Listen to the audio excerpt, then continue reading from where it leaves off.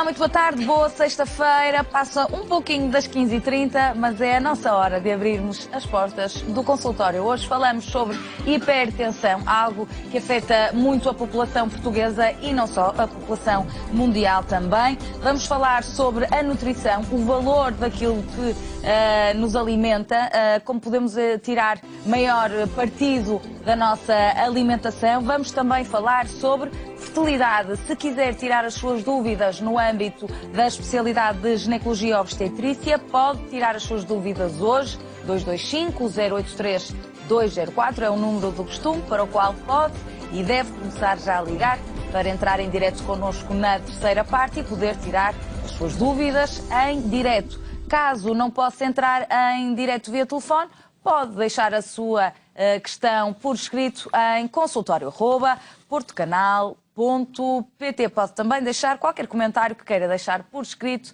no nosso endereço eletrónico. Cumprimentar o nosso primeiro convidado desta tarde, Dr. Vítor Paixão Dias, Presidente da Sociedade Portuguesa de Hipertensão. Muito boa tarde. Olá, muito boa tarde, Dr. Vítor.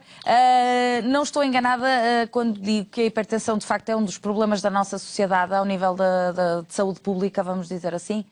Os números não estão a diminuir.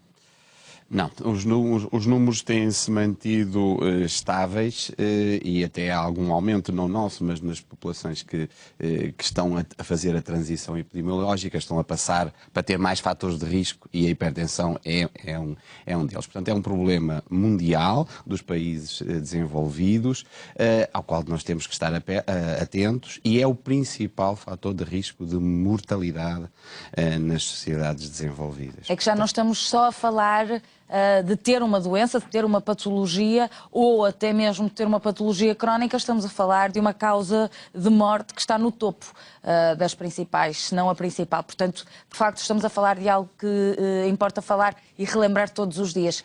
Por isso mesmo, este conceito de hipertensão, vamos esclarecer quando é que podemos dizer que uma pessoa é hipertensa, não é? Pois, essa é uma boa questão, porque os valores da pressão arterial vão aumentando e não há propriamente um limite, na realidade, um limite a partir do qual a gente possa dizer é hipertensão ou não é. Mas nós temos que ter um guia. E, portanto, o valor que está eleito nas linhas de recomendação nacionais e internacionais é aquilo que vulgarmente as pessoas chamam o 14,9. Portanto, 140/90 é o valor a partir do qual a pressão arterial medida no consultório significa que a pessoa tem hipertensão arterial. Pois há toda uma gama de valores que eventualmente poderemos falar, mas isso são mais para os técnicos, não para o público em geral. Portanto, isto são aqueles valores comuns, os mais aceitáveis dentro da generalidade da população. Existe também existem mais do que um fator de risco, não é? Há muitos fatores que depois entram aqui em linha de conta no que se trata, no que diz respeito à hipertensão. E vamos numerar os principais. Podemos enumerar. Há uma questão relevante na pergunta que me fez e que é muito bem colocada, que é a hipertensão normalmente não está sozinha. Está associada a coisas que nós não podemos modificar e um deles é a idade, que é seguramente um fator de risco. É que é isso, há dois grupos, não é? Dentro dos fatores, aqueles que não podemos controlar, mas há alguns que podemos, não é? Não, há alguns que podemos e é esses que nos temos que agarrar, porque os outros são o que são e não podemos modificar. Fugir e a par da hipertensão, que é de facto, como disse, o principal, temos o tabaco, temos a diabetes, intimamente associada ao excesso de peso e à obesidade, e temos os valores do colesterol, e depois temos outros, o sedentarismo, as más práticas em termos de nutrição, os maus estilos de vida, como vulgarmente se diz. E, portanto, podemos aproveitar a nossa conversa seguinte, depois ao nível da nutrição também, para perceber. Com certeza que sim, com certeza. Depois, a hipertensão, há patologias que estão associadas à hipertensão e a hipertensão também pode provocar outras patologias, portanto, há aqui um efeito bola de neve, não é? No que diz respeito à nossa tensão arterial, não é? Tem toda a razão. A principal doença, se quisermos enumerar por escalões, associada à hipertensão arterial e ao mau controle da hipertensão arterial é o acidente vascular cerebral. É aquilo que vulgarmente as pessoas chamam a trombose. Ok. Mas depois há toda uma série de outras. A tensão arterial ou a hipertensão não atinge só apenas o cérebro, atinge o coração, e o infarto, a angina de peito, atinge as artérias periféricas, a má circulação, atinge os rins, atinge os olhos. Ou seja, nós temos artérias... O nosso sistema circulatório anda por todo... Nós temos artérias em todo o corpo. Exatamente. Portanto, desde a pontinha dos cabelos à pontinha dos pés. Portanto, é algo que nos deve preocupar e ao qual devemos estar atentos. Em termos de género, hoje em dia já não se verifica tanto a diferença entre homens e mulheres. Ou ainda se verifica? Ainda se verifica. As senhoras têm essa grande vantagem que é as hormonas que as protegem durante a idade fértil. Portanto, o risco do homem começa a partir dos 55 anos, o risco das senhoras começa 10 anos mais tarde, a partir dos 65. O que nós temos verificado é que, infelizmente, muitas das senhoras adquirem os maus hábitos, nomeadamente o cigarro, que os homens adquiriram previamente. E aí o meu raciocínio estava a ir por aí, não é? Porque as mulheres foram, nas últimas décadas, adquirindo alguns hábitos que antigamente não tinham tanto, não é? Mas, nomeadamente ao nível do estilo de vida e, para além do tabaco, lembro também o stress, não é? Que também pode... Também entra aqui, não é? O excesso de peso. O stress entra muito aqui. Muito, não entra? Embora a relação do stress com a tensão arterial e com o risco vascular é uma relação complexa, mas claramente o stress... Mas essa é outra das coisas que a gente dificilmente consegue alterar, porque ele está presente na nossa vida do dia-a-dia. Temos que saber lidar com ele. Portanto, tentar gerir os fatores que podemos, não é? Porque com o aumento da idade é natural que a tensão, portanto, aumente, não é? Há pessoas, no entanto, que às vezes se queixam e se preocupam com a tensão arterial baixa. O que dizer a estas pessoas que se preocupam com as tensões baixas? Deixe-me ir um bocadinho atrás com a sua pergunta, que tem a ver com é natural que a tensão aumente com a idade. Não é natural. Ai, não é natural? Não. É resultante, do nosso modo de vida ocidental. Ou seja, se vivêssemos com boas práticas, podemos envelhecer sem ter problemas. Muito bem. Tal e qual. Agora, estamos sujeitos a muitos chamarizes de coisas para fazer e que são mal feitas. Portanto, é natural na nossa civilização e a percentagem de hipertensos que existe em pessoas idosas é muito superior àquela que existe em pessoas mais novas. Em relação à hipotensão, a hipotensão normalmente não nos preocupa, a não ser que dê sintomas. E às vezes dá tonturas, tendência a desmaios, sobretudo se a pessoa estiver muito tempo de pé, se a pessoa estiver desidratada, mas aquilo que nós consideramos tensão arterial ótima é abaixo dos 12,8. Ou seja, a pessoa que tem abaixo dos 12,8 oxalá que o mantivesse a vida inteira.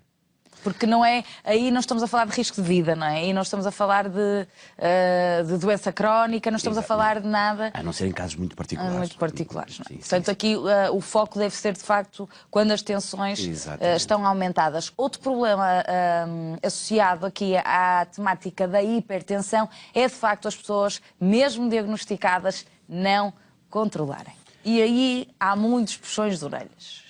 A fazer. Puxões de orelhas não será propriamente, porque nós temos que negociar. O médico tem que negociar com... Claro, e quando está no negócio ninguém está a puxar as orelhas. O paciente também tem que ser feliz, não é? Agora, tem que ser feliz, mas tem que ser consciente. Consciente. Tem que ser consciente. O nosso papel aqui é mostrar, sem recriminar, sem pintar o programa, o pano de fundo como sendo uma tragédia, mas mostrando e até dando exemplo, se calhar, de pessoas próximas. Todos nós, se calhar, conhecemos alguém que teve o tal acidente vascular cerebral na família ou fora da família.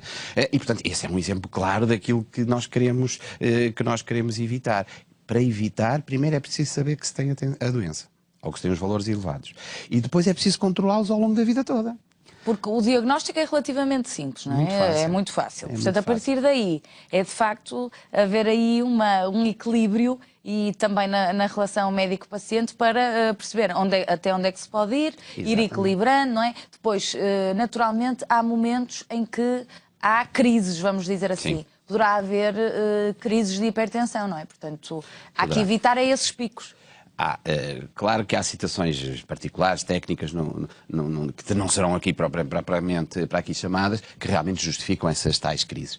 Mas normalmente e muito frequentemente as crises surgem quando a pessoa deixa de tomar a medicação. E, portanto, é sobretudo aí que nós temos que estar atentos e estimular, porque é muito difícil, todos nós sabemos que é difícil adquirir um hábito de uma doença que normalmente não dá sintomas, que não nos alerta e que temos que, quem tem o problema, ter próximo a caixinha dos comprimidos para não se esquecer de tomar um único dia que seja. E, portanto, esse é um trabalho de uma vida inteira. E a aquisição de hábitos, sabemos, ou retirar de hábitos, sabemos que é uma coisa complicada. Portanto, é das coisas mais difíceis ao nível da medicina e com a qual os especialistas se deparam, não é? Nós, não raras vezes, dizemos isto aqui no consultório porque, de facto, é a realidade do médico, não é? É a realidade do médico, porque é a realidade da sociedade. É a nossa realidade, é a realidade do ser humano, não é? Nós habituamos, por isso mesmo, talvez estas novas políticas, estes novos alertas e estes programas, como nós pretendemos com esta passagem de informação, é tentarmos começar a enraizar os comportamentos cada vez mais cedo, não é? Aparecem-lhe pacientes com hipertensão cada vez mais novos, sim, em termos de idade mesmo? Sim, aí há duas questões. Uma é que, infelizmente, Portugal é o recordista europeu em termos de obesidade infantil. E, portanto, a obesidade está intimamente associada ao aumento dos valores da pressão arterial e temos adolescentes com hipertensão. E não é hipertensão com causa nenhuma sobre a qual a gente possa atuar, tirar, cortar, ok? Para corrigir o problema. Portanto, sim, temos um problema de hipertensão em indivíduos jovens. E depois há outra questão, é que há uma percentagem significativa de pessoas que são hipertensas, porque a doença não dá sintomas, que anda à volta em Portugal, cerca de 25%, que não sabem que o são, não é? E a maior parte dos que não sabem são as pessoas com menos de 35 anos. Porque nem sequer sonham que poderão estar a desenvolver uma patologia deste género, não é? Tal e qual. E, portanto, estamos a falar de hábitos culturais como a alimentação, não é? E tudo isto que estávamos a falar. Sim, estamos a falar de hábitos culturais e disse bem, quer dizer, porque muitas vezes em casa encontramos um padrão uniforme. Por isso é que às vezes nas famílias há vários casos desta patologia, ainda que não haja identificada uma causa genética, não é? Muito bem, normalmente é um meio ambiente, a causa. É o que se almoçamos todos juntos, jantamos todos juntos, se come salgado, toda a gente vai comer salgado, não é? Tal e qual, e falou aí de uma questão fundamental que é essa realmente do sal. Portanto, as crianças podem ter, de facto, aqui um papel muito importante, porque como de pequenino é que se torce o pepino, e até, entre aspas, educarem as crianças, os pais, que é exatamente ao contrário do que acontece normalmente e do que tem que acontecer, mas as crianças trazerem da escola, trazerem deste tipo de programas, trazerem deste tipo de coisas, e os meios de comunicação social são aliados fantásticos em termos da divulgação destas coisas, para desde muito cedo se adquirirem hábitos saudáveis de vida. Portanto, para além destes fatores que se podem alterar e se podem ir mudando, mesmo que seja a pouco e pouco, hábitos de vida e de comportamentos, as armas de que a medicina dispõe neste momento são então os comprimidos, não é? É a medicação. Não há mais nada que se possa fazer. Na base de qualquer doença deste género está sempre o estilo de vida. Qualquer coisa que qualquer pessoa consulte vai ver que na base, na diabetes é a mesma coisa, no colesterol alto é a mesma coisa. É hábitos de estilo de vida. Só que infelizmente nós sabemos que isso muitas vezes não chega. Às vezes pode chegar. Às vezes pode chegar. Em casos em que se calhar está a iniciar-se. De hipertensão, exatamente, tal e qual. Hipertensão ligeira, o exercício físico pode contribuir para diminuir 5 ou 10 milímetros de mercúrio a pressão arterial. Logo já não ficam e a pessoa não passa dependentes daquela medicação tal diária. E qual. Portanto, o nosso primeiro objetivo, obviamente, que é evitar que a tensão arterial suba e que ela apareça de forma sustentada. Depois, se os hábitos de estilo de vida, que são sempre importantes, não são suficientes, então sim, vêm as pastilhas, vêm os comprimidos. E nós temos muitos comprimidos eficazes. É preciso é que as pessoas os tomem e tomem de forma adequada. E aqui, obviamente, que entra o médico para tentar perceber que tipo de pessoa é que tem na sua frente e qual é a medicação mais apropriada para aquela pessoa em concreto. Aqui há ainda um longo caminho a percorrer e a genética e tudo vai nos dar mais respostas no futuro, mas não é um futuro imediato. Portanto, no imediato são uns comprimidos para um grupo de pessoas, os mais adequados para ter as tensões abaixo dos tais 14,9. Agora, as pessoas que sofrem de hipertensão muitas vezes depois acabam por viver obcecadas um bocadinho. Há pessoas que depois ficam um bocadinho... Há pessoas que se querem esquecer que têm a doença, não é? E esquecem os comprimidos, que está errado. Mas depois temos o outro extremo oposto, que é estar constantemente a medir a tensão. Há essa necessidade de estar constantemente, porque... quando se chega a uma certa idade, tem-se ali o aparelhinho em casa e vai-se... com que periodicidade é que as pessoas de facto se devem preocupar? E obviamente não faz muito sentido após uma jantarada ou após a ceia de Natal irem medir a tensão, não é? Porque aí vai-lhes dar um valor se calhar um bocadinho mais alto, vão correr para o hospital e não é preciso, não é? A sua pergunta é muito interessante, mas tem muitas perguntas lá no meio metidas. Pois tem. Eu sou assim, sou muito curiosa, faço 1000 perguntas ao mesmo tempo. É assim. Mas vamos por partes que ainda temos tempo. Ok. Há uma questão desde logo importante, que é... Há aqueles doentes que têm aquilo que se chama a hipertensão da bata branca. Isto é, quando medem a sua tensão, os valores estão elevados. Pronto, ok. E eu até faço parte desse grupo, posso lhe dizer. Portanto, quando alguém me mede a tensão, eu também tenho as tensões mais altas. Primeiro é preciso confirmar que de facto a pessoa é hipertensa, há maneiras de o fazer. Ok, é hipertensa. E depois, mesmo para medir em casa... É preciso medir, replicar aquilo que se faz, reproduzir aquilo que se faz no consultório. A pessoa tem que estar bem sentada, encostada à cadeirinha. Não pode ser num dia de...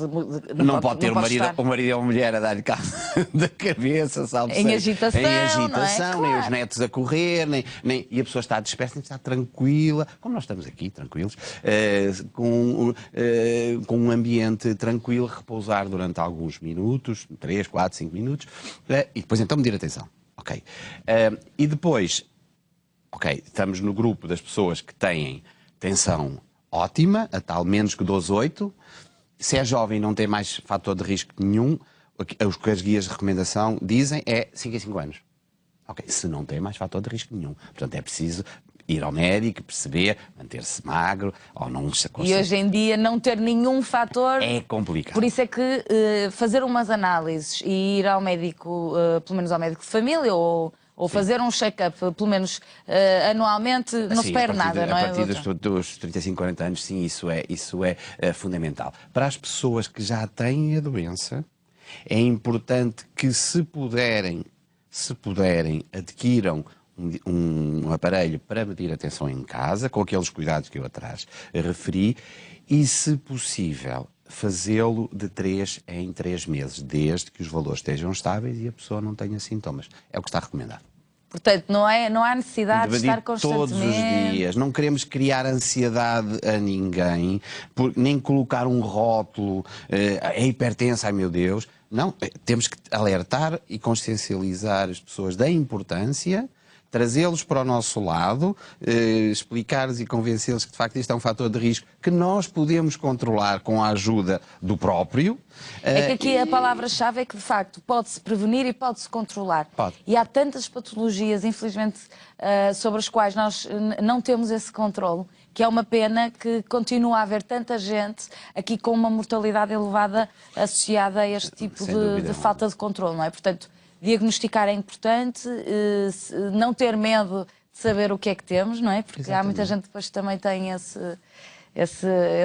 pavor dos médicos, não é? E do consultório, não pode ser, não é? Não, e o maior medo é de se ter uma catástrofe, que são Exatamente. verdadeiras catástrofes Exatamente. muitas vezes, e que as pessoas muitas vezes até próximas, como disse, têm exemplos. Esse tem que ser o maior medo, mas não é na base do medo propriamente, é do alerta e das pessoas perceberem que é fácil diagnosticar e é geralmente fácil controlar. Muito bem, portanto fica aqui mais uma vez, porque estamos sempre a repetir o alerta e aqui a informação mais básica sobre a temática da hipertensão. Agradecer a presença do Dr. Vítor Paixão Dias aqui no consultório. Nós seguimos para intervalo, vamos hoje ainda falar sobre nutrição e fertilidade. Até já.